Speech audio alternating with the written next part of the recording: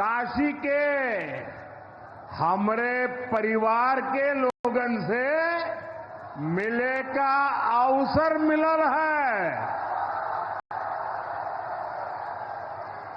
हम काशी के हर परिवारजन के प्रणाम करत है।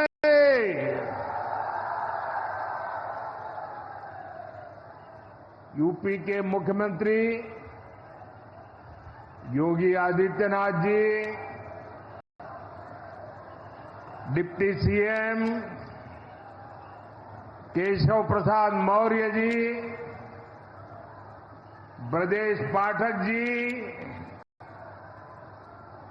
पटना से हमारे साथ जुड़े कृषि मंत्री शिवराज सिंह चौहान जी, देश के अलग अलग हिस्सों में जुड़े हुए सभी आदरणीय मुख्यमंत्रीगण, गवर्नर श्री, मंत्रीगण, यूपी सरकार के मंत्रीगण, यूपी भाजपा अध्यक्ष भूपेंद्र सिंह चौधरी जी, सभी विधायक एवं जनप्रतिनिधिगण और मेरे प्यारे किसान भाई और बहनों, और विशेष रूप से काशी के मेरे मालिक जनता जनार्दन,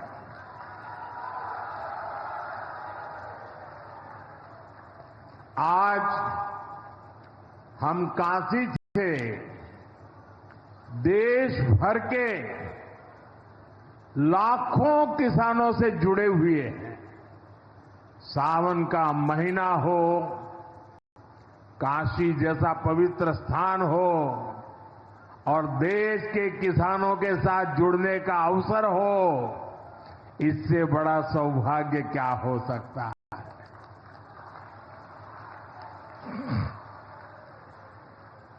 आज मैं ऑपरेशन सिंदूर के बाद पहली बार काशी आया हूं।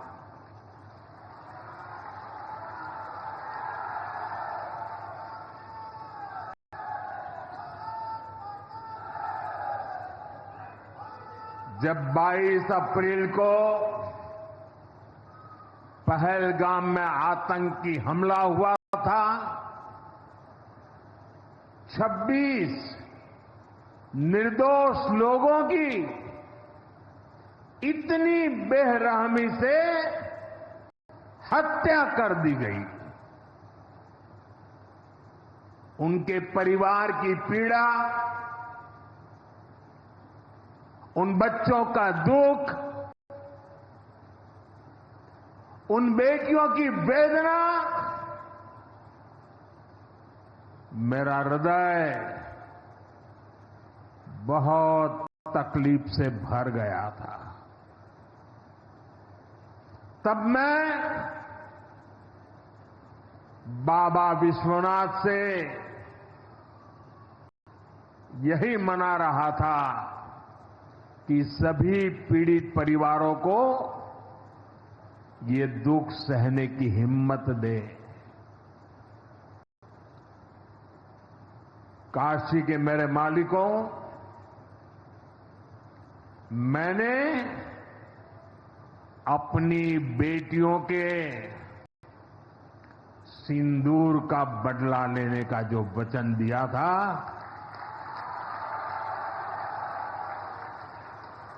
वो भी पूरा हुआ है। ये महादेव के आशीर्वाद से ही संभव हुआ है। मैं ऑपरेशन सिंदूर की सफलता को उनके चरणों में समर्पित करता हूं।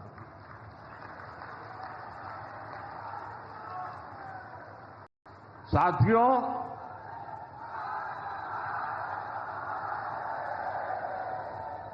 इन दिनों जब काशी में गंगा जल लेकर जाते हुए शिव भक्तों की तस्वीरें जब देखने का अवसर मिल रहा है, दिव्य तस्वीरें, और खासकर सावन के पहले सोमवार को जब हमारे यादव बंधु बाबा का जलाभिषेक करने निकलते थे,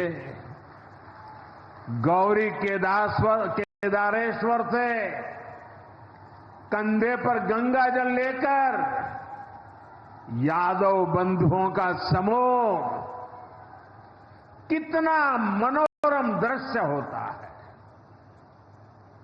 डमरू की आवाज, गलियों में कोलाहल, एक अद्भुत भाव विश्व पैदा होता है। मेरी भी बहुत इच्छा थी कि सावन के पवित्र महीने में बाबा विश्वनाथ और मार्कंडेय महादेव के दर्शन करूं, लेकिन मेरे वहां जाने से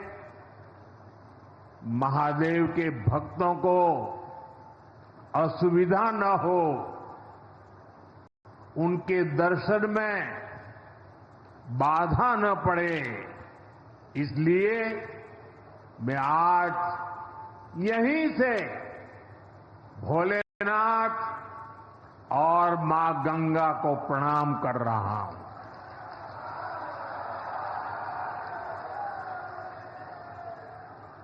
हम सेवापुरी के ई मंच से बाबा काशी विश्वनाथ के प्रणाम करत है। नमः पार्वती पते हर हर महादेव।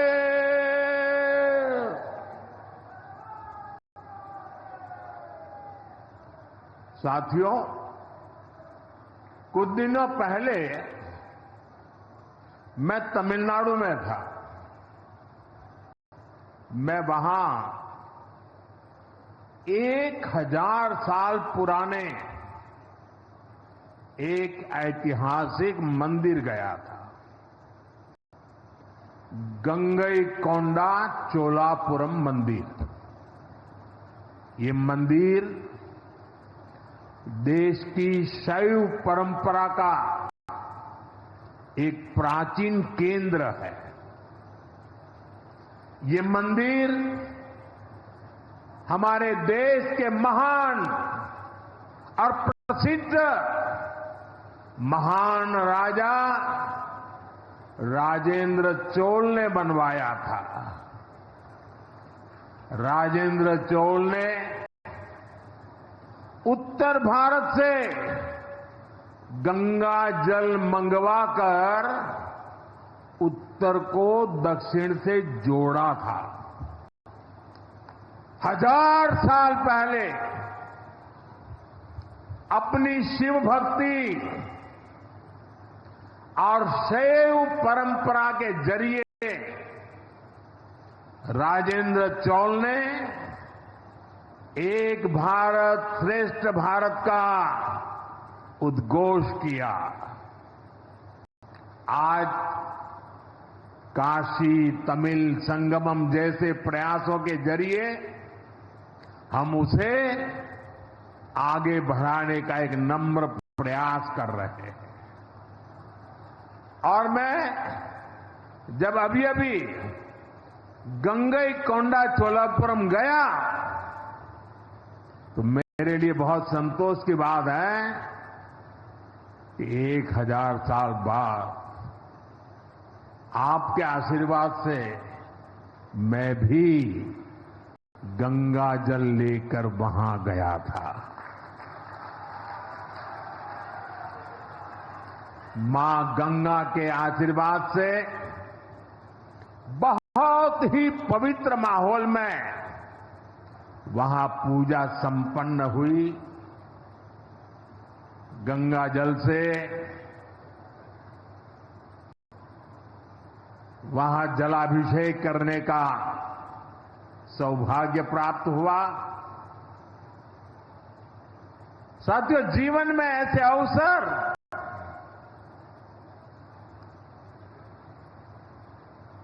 बहुत प्रेरणा देते हैं। देश की एकता की हर बात नई चेतना जगा देती है और तभी तो ऑपरेशन सिंदूर सफल होता है।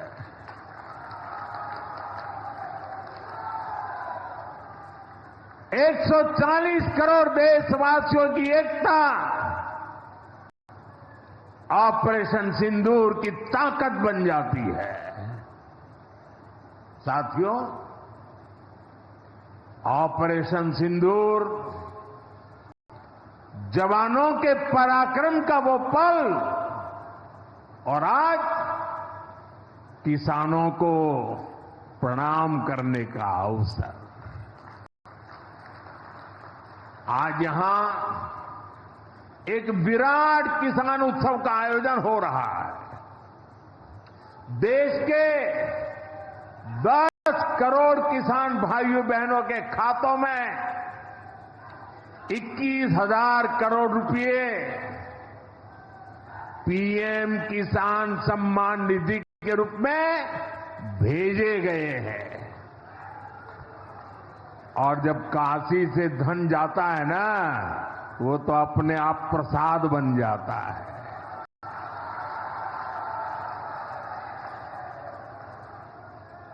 $21,000 करोड़ रुपया किसानों के खाते में जमा। साथियों, आज यहां भी 2,000 करोड़ रुपए से ज्यादा की विकास परियोजनाओं का लोकार्पण और शिलान्यास भी हुआ है।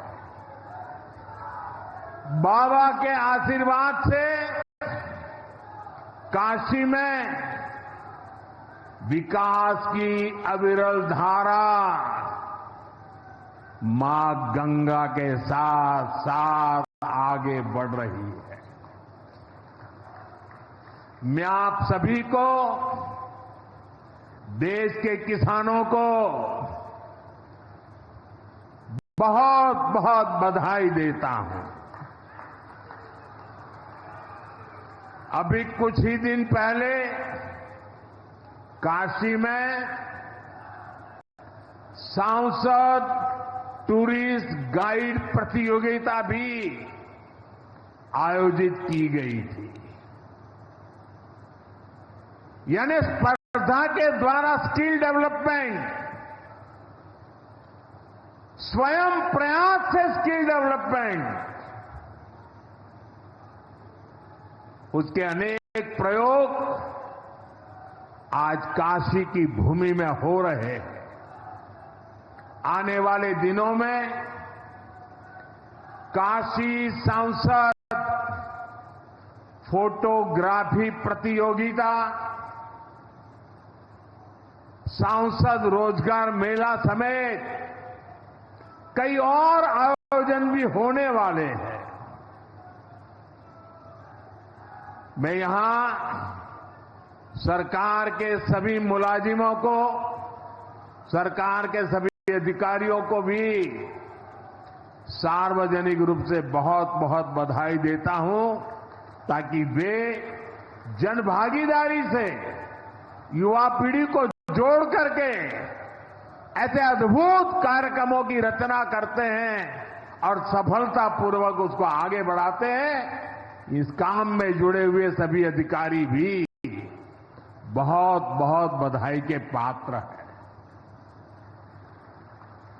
जो ये प्रतियोगिता में हिस्सा ले रहे हैं, उनको भी मेरी बहुत बहुत शुभकामनाएं हैं।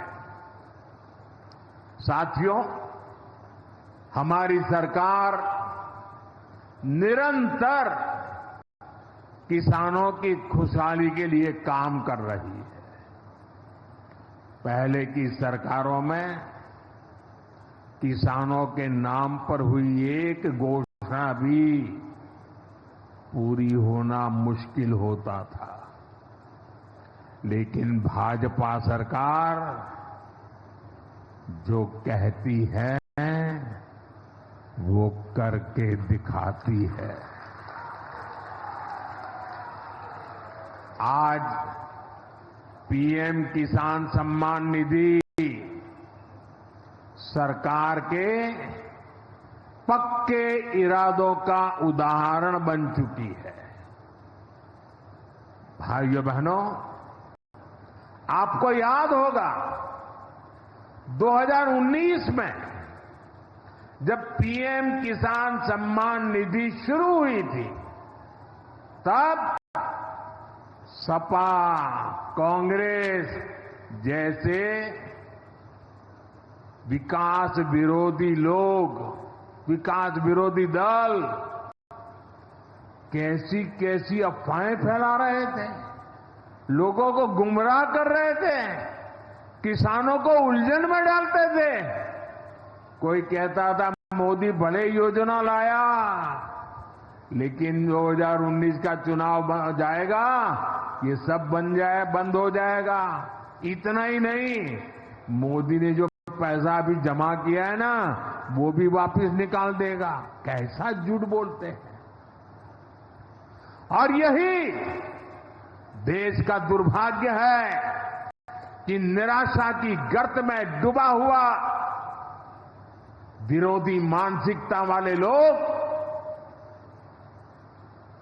ऐसी ही झूठी सच्चाई को लेकर के जी रहे हैं। ये सिर्फ किसानों से, देश के लोगों से झूठ बोल सकते हैं।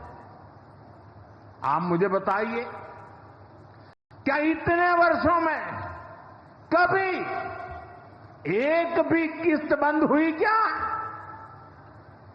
पीएम किसान सम्मान निधि बिना ब्रेक के जारी है। आज तक 4.25 लाख करोड़ रुपए, आंकड़ा याद रखना, 4.25 लाख करोड़ रुपए किसानों के खाते में भेजे जा चुके हैं। जरा आप मेरे साथ बोलेंगे कितने? 4.25 लाख करोड़। कितने? कितने? कितने? और ये 4.25 लाख करोड़ इतने रुपये किसके खाते में जमा किए? किसके खाते में जमा किए? मेरे किसान भाई बहनों के खाते में जमा किए। यहां यूपी के भी करीब 2.5 करोड़ किसानों को इसका लाभ मिला है। यूपी में किसानों को इस योजना के 90,000 करोड़ रुपए से ज्यादा भेजे गए हैं। इतना ही नहीं, मेरी काशी के किसानों को भी करीब करीब 900 करोड़ रुपए मिले हैं।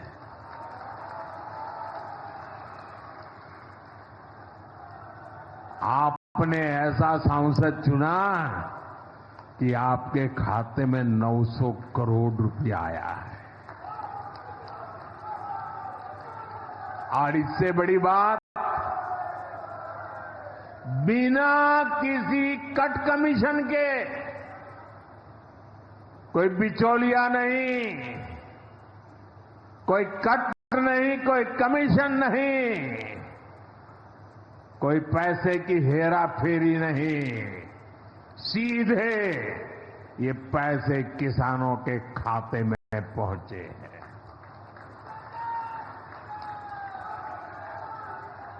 और मोदी ने ये परमानेंट व्यवस्था बना दी है।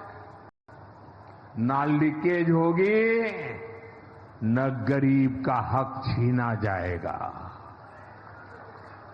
साथियों, मोदी के विकास का मंत्र है जो जितना पिछड़ा उसे उतनी ज्यादा प्राथमिकता। जो जितना पिछड़ा उसे ज्यादा प्राथमिकता।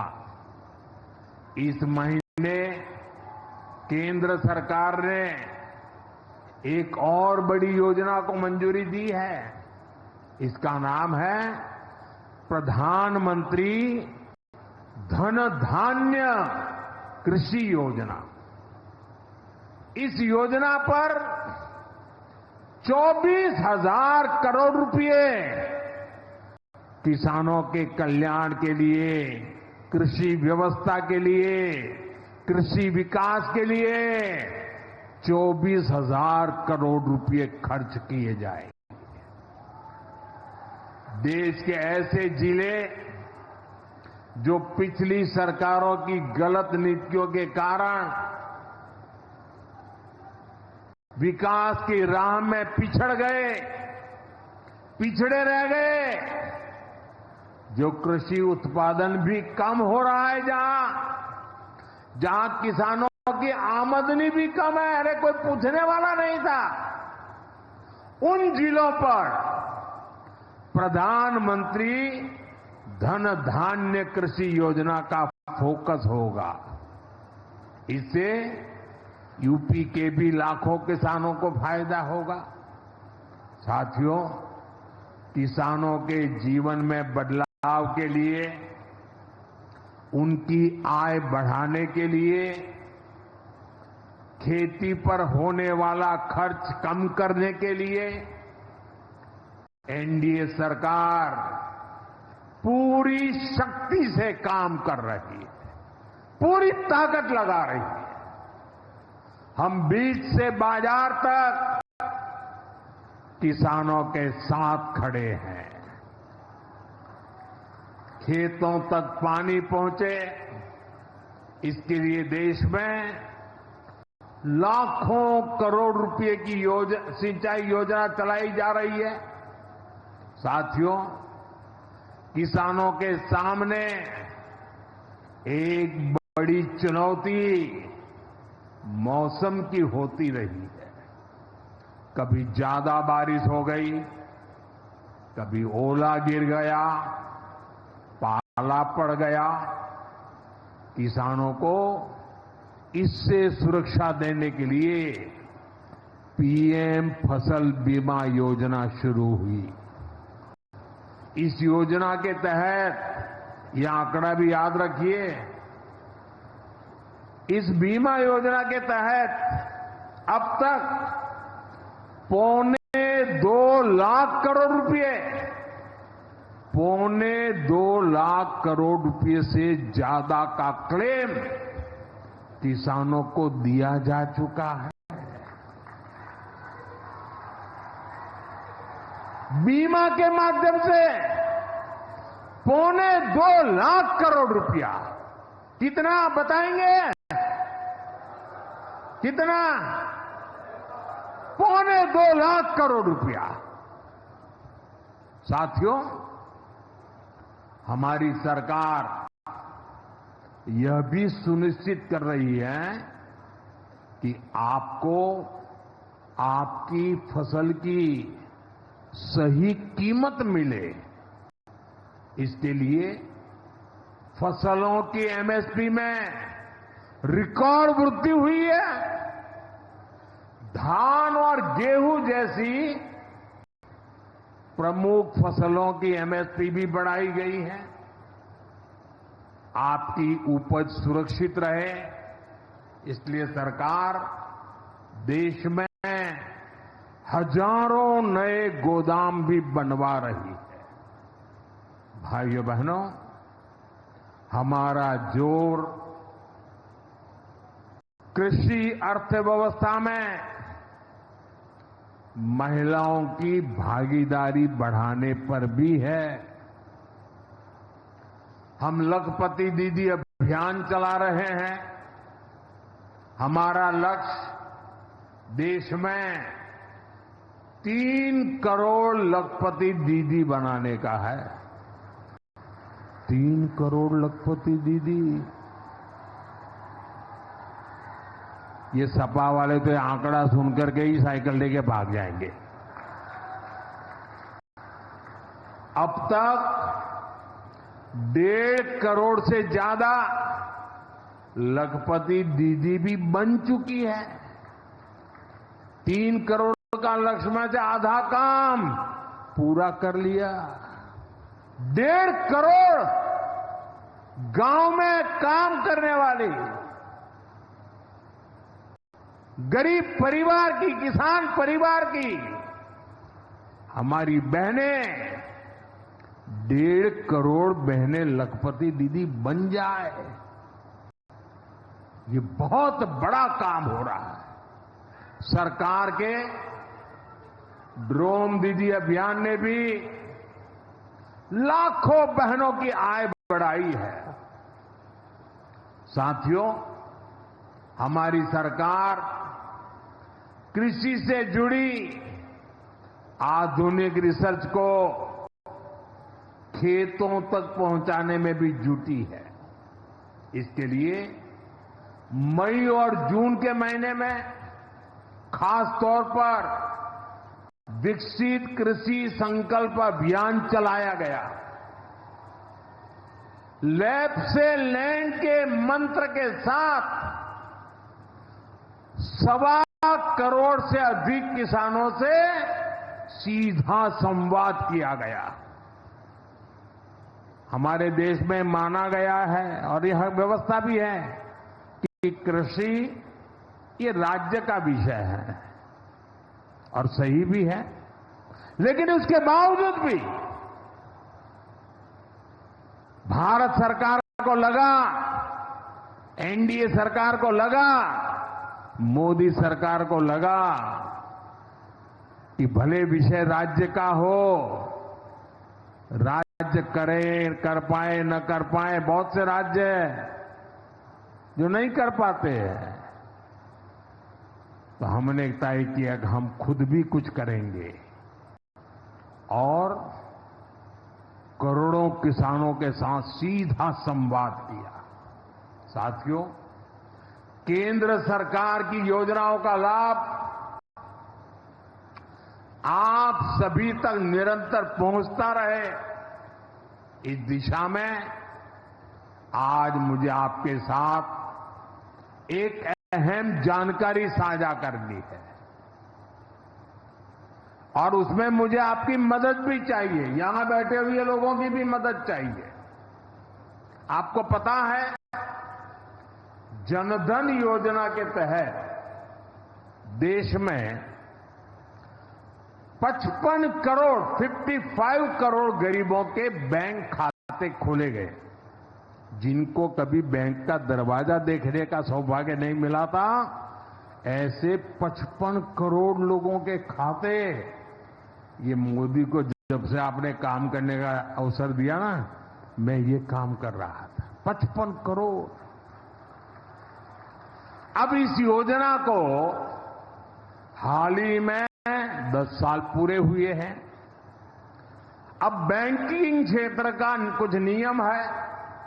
वो नियम ये कहते हैं कि 10 साल बाद बैंक खातों का दोबारा से केवाईसी करना जरूरी होता है। एक प्रक्रिया पूरी करनी होती है। अब आप बैंक में जाएं, करें या न करें, पहले सब आपको करना होता है।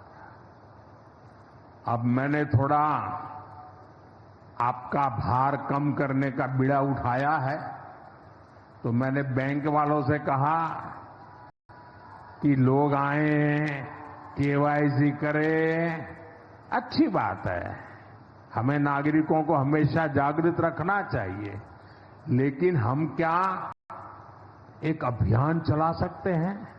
मैं आज रिजर्व बैंक का, हमारे देश की सभी बैंकों का, बैंक के सभी कर्ता धर्ताओं का हृदय से अभिनंदन करना चाहता हूं। आज उन्होंने एक ऐसा काम उठाया है जो हमें गर्व से भर देता है। बैंक के लोग इस 10 करोड़ लोगों को, अरे 10 साल के बाद ये 55 करोड़ लोग अपना फिर से रिव्यू करें, इसलिए केवाईसी जो करना है, इस काम को पूरा करने के लिए 1 जुलाई से देश भर में बहुत बड़ा अभियान चल रहा है।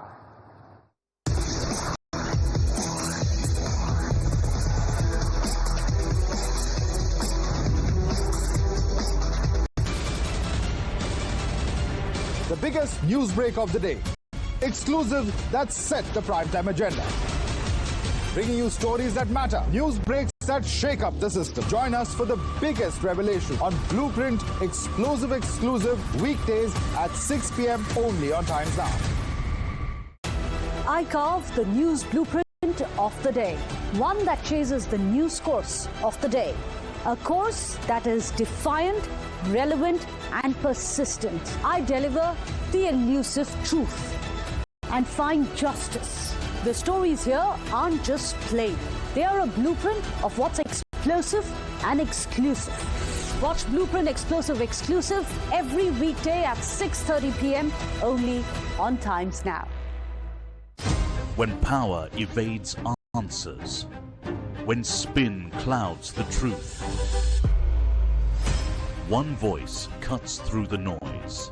When the nation wants to know, it demands the truth, not theatrics. Follow the facts, unfollow the fakery.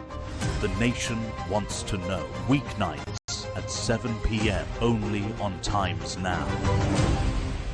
She asks tough questions like no other journalist. The Dreamliners are suddenly the bad boys in the fleet. At any stage, have your people raised safety concerns on the Dreamliners to you? Is it easier in terms of handling a company compared to the diverse expectations in India? She takes on the masters of Indian politics like no one else can. You and your government are being accused of following a path of majoritarianism, and you are against minorities. The Waqf Act is the biggest example of that. Because she speaks for you the way no one else can. You're the original reforms man. How do you adjust your own mind to these freebies that are given in elections from the era of reforms where you started? Do you think this will take the economy in the right direction? Because your voice must be heard, your questions answered above all else. Frankly Speaking with Navika Kumar. When the stakes are high and the answers are elusive, there's one voice unafraid to challenge the status quo. At 8 p.m., I am not here to sugarcoat the truth. I am here to ask the hard questions.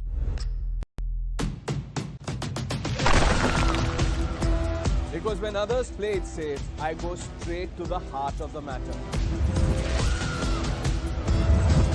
It's not about left or right. It's about what's right for India. It's about holding the powerful accountable.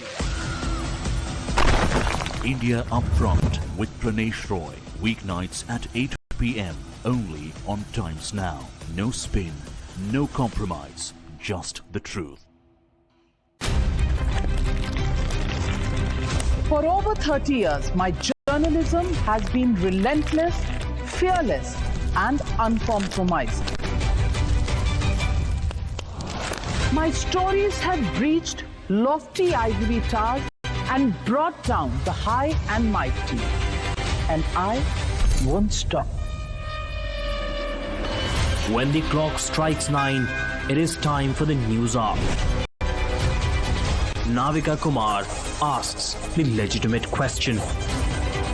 When your rights are trampled, I will be your voice, demanding answers from the corridors of power.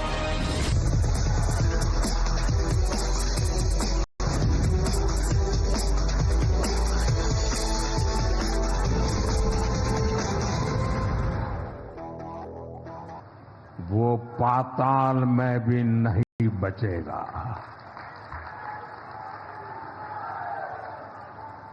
लेकिन भाइयों बहनों, दुर्भाग्य से operation operation सिंदूर की सफलता पर हमारे देश के कुछ लोगों को भी पेट में दर्द हो रहा है। ये कांग्रेस पार्टी और उनके चेले चपाटे, उनके दोस्त इस बात को पचा नहीं पा रहे कि भारत ने पाकिस्तान के आतंकी ठिकानों को तबाह कर दिया। मैं मेरे काशी के मालिकों से पूछना चाहता हूं, भारत की ताकत से आपको गर्व होता है कि नहीं होता है? ऑपरेशन सिंदूर से गर्व होता है कि नहीं होता है? आतंकियों के ठिकानों को नष्ट करने का आपको गर्व होता है कि नहीं होता है? साथियों, आपने वो तस्वीरें देखी होगी कैसे हमारे ड्रोन्स, हमारे मिसाइल्स ने सटीक वार करके आतंक के हेडक्वार्टर्स को खंडहर बना दिया। पाकिस्तान के कई सारे एयरबेस तो आज भी आईसीयू में पड़े हैं। पाकिस्तान दुखी है, ये तो सब कोई समझ सकता है, लेकिन पाकिस्तान का ये दुख कांग्रेस और सपा से सहन नहीं हो पा रहा। उधर आतंक का आकार होता है, इधर कांग्रेस सपा वाले आतंकियों की हालत को देखकर रोते हैं। साथियों, कांग्रेस हमारी सेनाओं के पराक्रम का लगातार अपमान कर रही है। कांग्रेस ने ऑपरेशन सिंदूर को तमाशा कहा है। आप मुझे बताइए, सिंदूर कभी भी तमाशा हो सकता है क्या? हो सकता है क्या? क्या सिंदूर को तमाशा कोई कह सकता है क्या? हमारी सेना का पराक्रम और बहनों के सिंदूर का बदला, तमाशा कहने की ये हिम्मत, ये निर्लज्जता। भाइयों बहनों, वोट बैंक और तुष्टीकरण की इस राजनीति में ये समाजवादी पार्टी भी पीछे नहीं है। ये सपा के नेता संसद में कह रहे थे, पहलगाम के आतंकवादियों को अभी क्यों मारा? अब बताइए, क्या उनको फोन करूं क्या सपा वालों को, मारूं क्या ना मारूं? कोई मुझे बताए भाई, सामान्य बुद्धि से बताए, क्या आतंकवादियों को मारने के लिए भी क्या इंतजार करना चाहिए क्या? क्या उन्हें भागने का मौका देना था क्या? ये वही लोग हैं जो यूपी में जब सत्ता में थे तब आतंकवादियों को क्लीन चिट देते थे, बम धमाके करने वाले आतंकियों से मुकदमे वापस लेते थे। अब उन्हें आतंकवादियों के मारे जाने पर परेशानी हो रही है। इन्हें ऑपरेशन सिंदूर के नाम पर परेशानी हो रही है। मैं इन लोगों को काशी की धरती से कहना चाहता हूं, ये नया भारत है।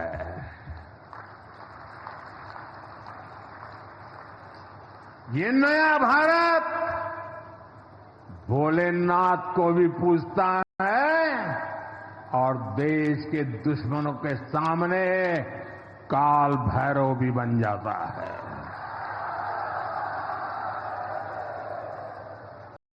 साथियों, ऑपरेशन सिंदूर के दौरान भारत के स्वदेशी हथियारों की ताकत पूरी दुनिया ने देखी है। हमारे एयर डिफेंस सिस्टम, हमारी स्वदेशी मिसाइलें, स्वदेशी ड्रोन्स, इन्होंने आत्मनिर्भर भारत की ताकत को साबित किया है। खासकर हमारी ब्रह्मोस मिसाइलें, इनकी दहशत भारत के हर दुश्मन के भीतर भर गई है। पाकिस्तान में कहीं यूं ही ब्रह्मोस आवाज आ जाए ना तो नींद नहीं आती। मेरे प्यारे भाई बहनों, मैं यूपी का सांसद हूं। यूपी के सांसद के नाते मुझे खुशी है कि वो ब्रह्मोस मिसाइलें हमारे यूपी में भी बनेगी।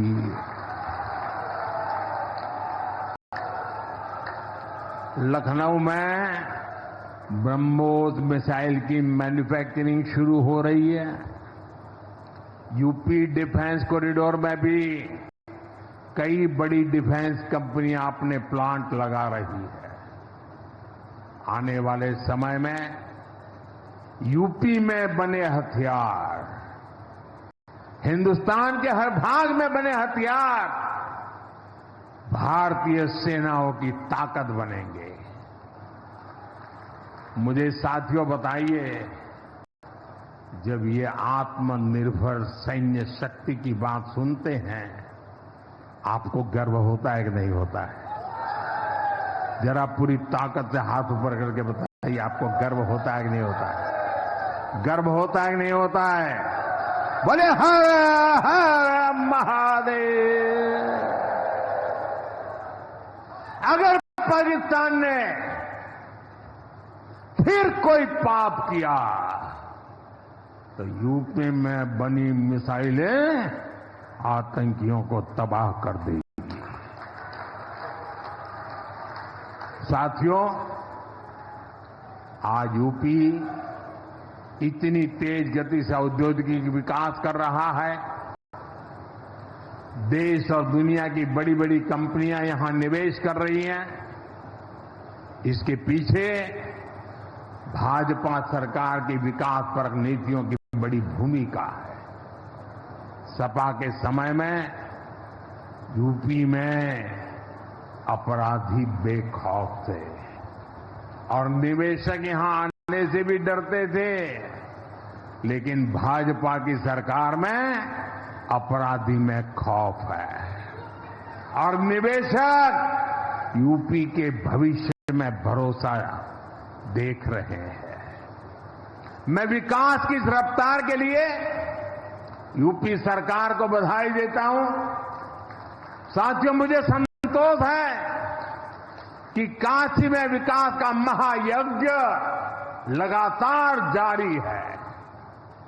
आज शुरू हुए रेल ओवरब्रिज, जल जीवन मिशन से जुड़े प्रोजेक्ट, काशी के स्कूलों का नवनिर्माण कार्य, होम्योपैथिक कॉलेज का निर्माण, मुंशी प्रेमचंद की विरासत को सहेजना, ये सारे काम भव्य काशी, दिव्य काशी, समृद्ध काशी और मेरी काशी के निर्माण को गति देंगे।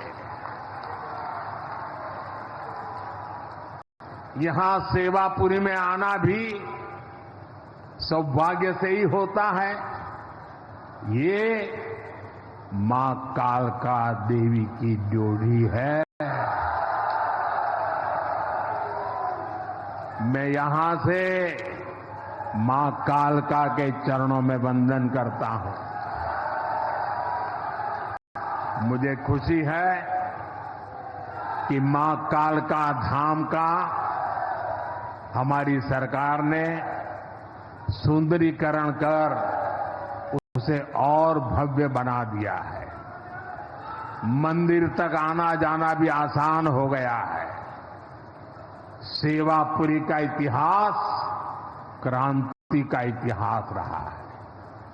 स्वतंत्रता संग्राम में यहां के अनेकों लोगों ने भागीदारी की थी। यही वो सेवापुरी है जहां महात्मा गांधी की कल्पना साकार हुई। यहां घर घर महिला पुरुष के हाथों में चरखा हुआ करता था।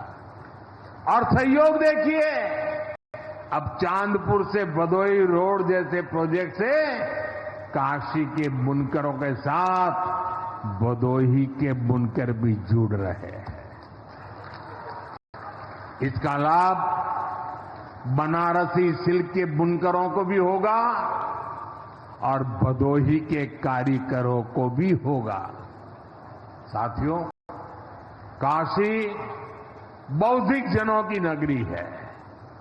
आज जब हम आर्थिक प्रगति की बात कर रहे हैं तो मैं आपका ध्यान वैश्विक हालातों पर भी ले जाना चाहता हूं। आज दुनिया की अर्थव्यवस्था कई आशंकाओं से गुजर रही है। अस्थिरता का माहौल है। ऐसे में दुनिया के देश अपने अपने हितों पर फोकस कर रहे हैं। अपने अपने देश के हितों पर ध्यान केंद्रित कर रहे हैं। भारत भी दुनिया की तीसरी सबसे बड़ी अर्थव्यवस्था बनने जा रहा है। इसलिए भारत को भी अपने आर्थिक हितों को लेकर सजग रहना ही है। हमारे किसान, हमारे लघु उद्योग,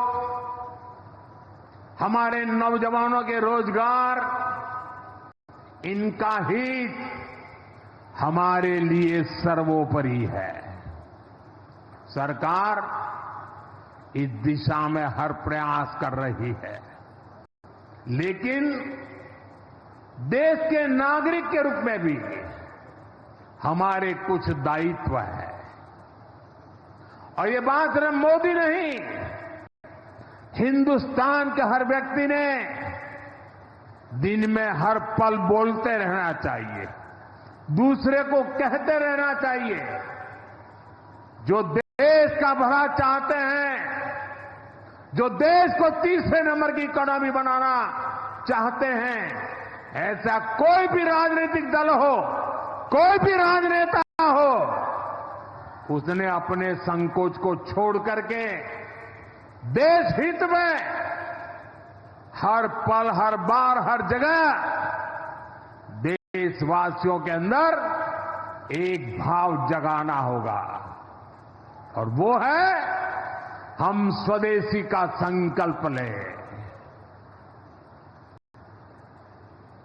अब हम कौन सी चीजों को खरीदेंगे, कौन से तराजू से तोलेंगे? मेरे भाइयों बहनों, मेरे देशवासियों, अब हम कुछ भी खरीदें तो एक ही तराजू होना चाहिए। हम उन चीजों को खरीदेंगे जिसे बनाने में किसी न किसी भारतीय का पसीना बहा है। और जो चीज भारत के लोगों द्वारा बनी है, भारत के लोगों के कौशल्य से बनी है, भारत के लोगों के पसीने से बनी है, हमारे लिए बहुत स्वदेशी है। हमें vocal for local vocal for local मंत्र को अपनाना होगा। हम संकल्प लें कि हम मेक इन इंडिया प्रोडक्ट्स को ही बढ़ावा देंगे। हमारे घर में जो कुछ भी नया सामान आएगा, मैं नए सामान की बात कर रहा हूं, हमारे घर में जो भी नया सामान आएगा वो स्वदेशी ही होगा। ये जिम्मेदारी हर देशवासी को लेनी होगी। और मैं आज मेरे व्यापार जगत के भाई बहनों से विशेष आग्रह करना चाहता हूं। मैं मेरे दुकानदार भाई बहनों से आग्रह करना चाहता हूं, जब दुनिया इस प्रकार से अस्थिरता के माहौल से गुजर रही है, तब हम भी, चाहे व्यापार हो, छोटी दुकान हो, कारोबार करते हो, अब हम हमारे यहां से सिर्फ और सिर्फ स्वदेशी माल ही बेचेंगे। साथियों, ये स्वदेशी माल बेचने का संकल्प भी देश की सच्ची सेवा होगा। आने वाले महीने त्योहारों के महीने हैं, दिवाली आएगी, बाद में शादियों के समय आएगा। हर पल अब स्वदेशी ही खरीदेंगे। मैंने जब देशवासियों को कहा था मेड इन इंडिया, अब विदेशों में जाकर के शादियां कर करके देश का धन मत लुटाओ। और मुझे खुशी है, कई नौजवान मुझे चिट्ठी लिखते थे कि हमारा परिवार तो विदेश में शादी करना तय किया था, लेकिन आपकी बात सुन करके अब हमने वहां का सारा कैंसिल कर दिया, थोड़ा खर्चा भी हो गया, लेकिन अब हम भारत में ही शादी करेंगे। हमारे यहां भी बहुत अच्छे स्थान है जहां शादी ब्याह हो सकता है। हर बात में स्वदेशी का भाव आने वाले दिनों में हमारा भविष्य तय करने वाला है दोस्तों। और ये महात्मा गांधी को भी बड़ी श्रद्धांजलि होगी। साथियों, सबके प्रयास से ही विकसित भारत का सपना पूरा होगा।